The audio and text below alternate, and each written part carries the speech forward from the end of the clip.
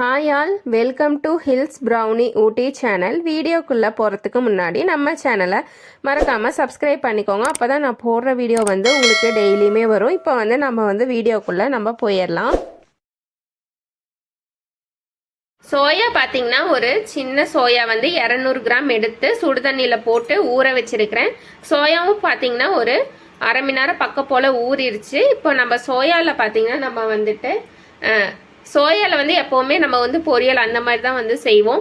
இது பார்த்தீங்கன்னா பொரியலை விட நல்லா டேஸ்ட்டாகவும் இருக்கும்.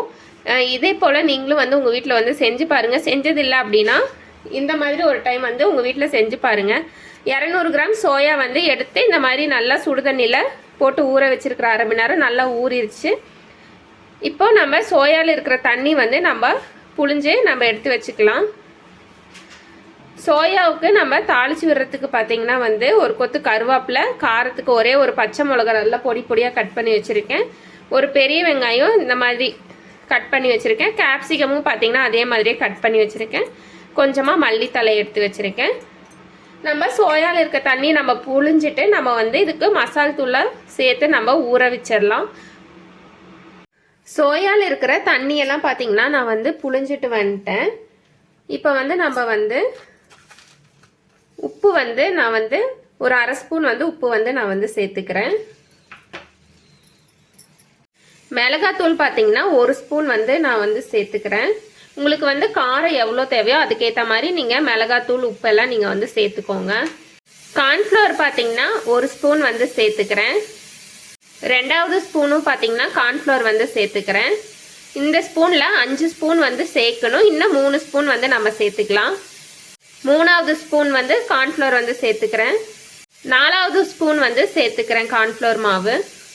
5வது ஸ்பூனும் கார்ன்ஃப்ளவர் சேர்த்துக்கிறேன். இஞ்சி பூண்டு பேஸ்ட் பார்த்தீங்கன்னா ஒரு 3/4 ஸ்பூன் சேர்த்துக்கிறேன். எல்லாமே சேர்த்துட்டு கை வச்சு நல்லா பிசைஞ்சு விட்டுக்கோங்க. இதில் சோயாலேயே பார்த்தீங்கன்னா நம்மளுக்கு தண்ணி இருக்கும். அப்படி மசால் பிடிக்கல அப்படின்னா தண்ணி லைட்டாக தளிச்சுட்டு அப்படியே பிசைஞ்சுக்கோங்க. ரொம்ப தண்ணி சேர்த்துற வேண்டாம். தண்ணி பார்த்தீங்கன்னா கொஞ்சம் பத்தலை. நம்ம கொஞ்சமாக தண்ணி லைட்டாக நம்ம தளிச்சுட்டு நம்ம பிசைஞ்சிக்கலாம். தண்ணி பார்த்தீங்கன்னா ஒரு கையளவுக்கு தளிச்சுக்கிறேன். ரொம்ப தண்ணி தளிக்கல. தளிச்சுட்டு நல்லா கலந்து விட்டு நல்லா பிசைஞ்சுக்கோங்க. அப்போ நம்மளுக்கு நல்லா அந்த சோயாவோட நம்ம போட்டிருக்கிற அந்த மசாலு, கார்ன்ஃப்ளவர் மாவு, உப்பு, மிளகாத்தூள் எல்லாமே எல்லா பக்கமே பிடிக்கும். அதனால லைட்டாக தண்ணி தளிச்சுட்டு பிசைஞ்சுக்கோங்க. உங்களுக்கு இது கூட நீங்கள் சில்லி ஃப்ளெக்ஸ் நீங்கள் சேர்த்துக்கிறனாலும் சேர்த்துக்கலாம். இல்லை அது பச்சரிசி மாவு அதுவுமே நீங்கள் சேர்த்துக்கலாம். நான் பார்த்தீங்கன்னா கார்ன்ஃப்ளவர் மட்டும்தான் நான் சேர்த்தேன். நீங்கள் அதுவுமே சேர்த்து செஞ்சிங்கனாலும் நல்லா தான் இருக்கும். சோயா பார்த்தீங்கன்னா மசால் நல்லா போட்டு நல்லா கலந்து வச்சாச்சு. இப்போ இது ஊறணுன்ற அவசியம் எல்லாம் கிடையாது. உங்களுக்கு சமைக்கிறதுக்கு டைம் இல்லை அப்படின்னா நீங்கள் இந்த மசாலா போட்டு கலந்து வச்சோனையுமே நீங்கள் எண்ணெயில் போட்டு பொரிச்சு நீங்கள் தாளித்து நீங்கள் சாப்பிட்டுக்கலாம். நான் பார்த்தீங்கன்னா ஊற வைக்கவே இல்லை. அப்படியே நான் எண்ணெயில் நான் போட்டு நான் பொரிச்சிக்க போகிறேன். உங்களுக்கு டைம் இருந்துச்சு அப்படின்னா நீங்கள் ஒரு 10 நிமிஷம் 15 நிமிஷம் நீங்கள் ஊற வச்சுட்டும் நீங்கள் செய்யலாம். உங்கள் விருப்பம் தான். நான் இதை அப்படியே நான் எண்ணெயில் போட்டு நான் பொரிச்சிக்க போகிறேன். எண்ணெய் பார்த்தீங்கன்னா நல்லா சூடாயிருச்சு. இப்போ நம்ம சோயா நம்ம போட்டு பொரிச்சிக்கலாம். போடும்போது பொறுமையாக போடுங்க.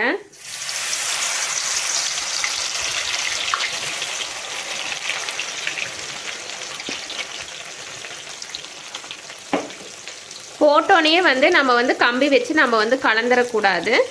ஒரு 2 நிமிஷம் விட்டதுக்கு அப்புறம் தான் நம்ம கலக்கணும். அப்போ தான் நல்லா அந்த மசால் நல்லா அந்த சோயாவோட நல்லா பிடிக்கும். எண்ணெய் பார்த்தீங்கன்னா நான் ரொம்ப சேர்க்கல. நம்ம சாப்பாடெல்லாம் நம்ம செய்கிறப்ப தாளிச்சு விடுவோம் பார்த்தீங்களா, அந்த அளவுக்கு தான் நான் எண்ணெய் ஊற்றிக்கிறேன். அந்த எண்ணெயிலே தான் பார்த்தீங்கன்னா இந்த எல்லா சோயாவும் நான் போட்டு நான் பொரிக்க போகிறேன். சோயா போட்டு ஒரு 2 நிமிஷம் பக்கம் போல் ஆயிடுச்சு. இப்போ கலந்து விட்டுக்கோங்க. சோயா நம்மளுக்கு ரொம்ப குக் ஆகணும் அப்படின்ற அவசியம் கிடையாது. அந்த நம்ம சோயாவில் இருக்கிற மசால் பார்த்தீங்கன்னா நல்லா ஓரளவுக்கு ஒரு 3/4 அளவு குக் ஆனாவே நம்மளுக்கு போதும். நாம் வந்து இன்றைக்கி வந்து சோயாவில் வந்து நம்ம வந்து மஞ்சூரியன் தான் நம்ம வந்து பண்ண போகிறோம். நம்ம வந்து ரொம்ப வந்து குக் பண்ணணும், நல்லா சோயா வந்து நல்லா மொறு மொறுன்னு வரணும், அந்த அளவுக்குலாம் நம்ம வந்து குக் பண்ணணுன்ற அவசியம் கிடையாது. சோயா வந்து ஒரு 3/4 அளவுக்கு வெந்தாவே போதும்.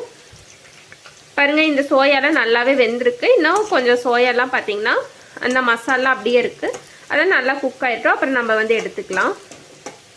1 நிமிஷம் மட்டும் விட்டு நம்ம எடுத்துக்கலாம். ரொம்ப நேரம் நல்லா நம்ம சில்லி எல்லாம் பொரிப்போம் பார்த்தீங்களா, அந்த அளவுக்கு நல்லா மொறுன்னு வேகணும், அந்த அளவுக்குலாம் இது பண்ண தேவையில்லை. ஒரு 3/4 அளவு குக்கானாவே நம்ம எடுத்துடலாம்.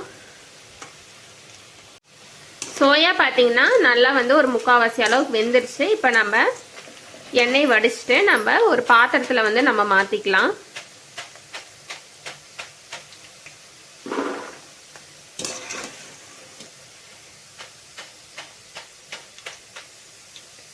மிச்சம் இருக்கிற சோயாவும் அதே போல் போட்டு பொரிச்சு எடுத்துக்கோங்க. சோயா பொரிச்ச அதே பாத்திரத்தில் பார்த்தீங்கன்னா வந்துட்டு எண்ணெய் வந்து கொஞ்சம் நிறைய இருந்துச்சு, வடிச்சிட்டு ஒரு கரண்டி அளவுக்கு எண்ணெய் வந்து ஊற்றி வச்சுருக்கிறேன். இப்போ எண்ணெய் வந்து நல்லா சூடாயிருச்சு. நான் பார்த்தீங்கன்னா வெங்காயம் வந்து போட்டுக்கிறேன். வெங்காயம் போட்டு நல்லா வதக்கிக்கோங்க. கேப்சிகமும் போட்டுக்கலாம். ஒரு பச்சை மிளகா கட் பண்ணி வச்சுருந்தா அதையும் போட்டுக்கலாம்.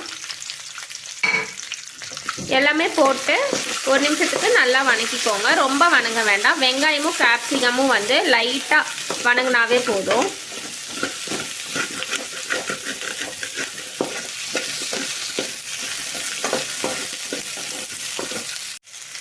சோயா சாஸ் வந்து ஊற்றிக்கலாம். 1 ஸ்பூன் வந்து ஊற்றிக்கோங்க.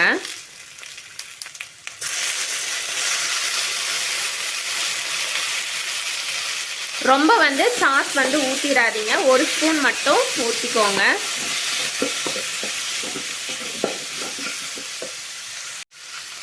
கரைச்சி வச்சிருக்கிற கார்ன்ஃப்ளவர் மாவு வந்து நான் வந்து சேர்த்துக்கிறேன். 2 ஸ்பூன் வந்து கார்ன்ஃப்ளவர் மாவு வந்து எடுத்திருக்கேன், அதை வந்து சேர்த்துக்கிறேன். கொஞ்சமாக அலசி நம்ம தண்ணி மட்டும் நம்ம வந்து ஊற்றிக்கலாம். பவுல் வந்து வாஷ் பண்ணிட்டு இப்போ தண்ணி வந்து ஊற்றிக்கலாம். தண்ணி வந்து எவ்வளோ தேவையோ அந்த அளவுக்கு வந்து தண்ணி வந்து ஊற்றிக்கோங்க. தண்ணி பார்த்தீங்கன்னா கொதிச்சு வந்துடட்டும். நம்ம அதுக்கப்புறம் நம்ம பொரிச்சு வச்சிருக்க சோயா வந்து நம்ம வந்து உள்ளே வந்து சேர்த்துக்கலாம்.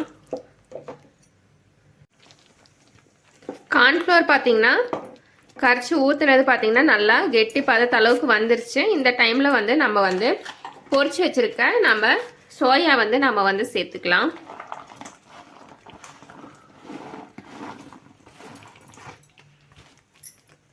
அரை ஸ்பூன் அளவுக்கு கரம் மசாலா வந்து சேர்த்துக்கிறேன். வேறு எந்த மசாலுமே சேர்க்கல. இப்போ மசால் தூள் சேர்த்துட்டு நல்லா கலந்து விட்டுக்கோங்க. அடுப்பை வந்து சிம்லே வச்சுக்கோங்க. ஃபாஸ்ட்டாக வச்சிங்க அப்படின்னா கொஞ்சம் வந்து அடி பிடிச்சிரும், அதனால சிம்மில் வச்சுட்டே கலந்துக்கோங்க. இந்த டைமில் உங்களுக்கு உப்பு காரம்லாம் பத்தலை அப்படின்னா நீங்கள் வந்து சேர்த்துக்கோங்க.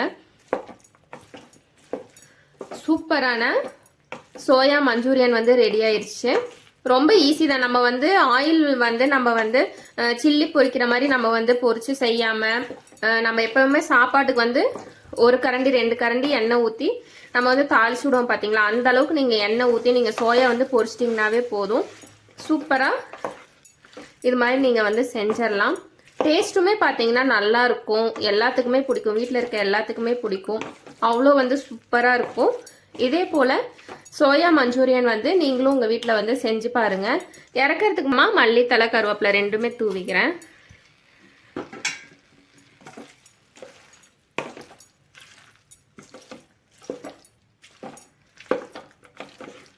சோயா மஞ்சூரியன் வந்து ரெடி ஆயிடுச்சு. அப்படியே ரோட்டு கடையில் நம்ம எப்படி வாங்கி சாப்பிடுவோம் அந்த டேஸ்ட்டே தான் இருக்கும், எந்த டிஃப்ரென்ஸுமே இருக்காது. இதே போல் நீங்களும் உங்கள் வீட்டில் வந்து செஞ்சு பாருங்கள்.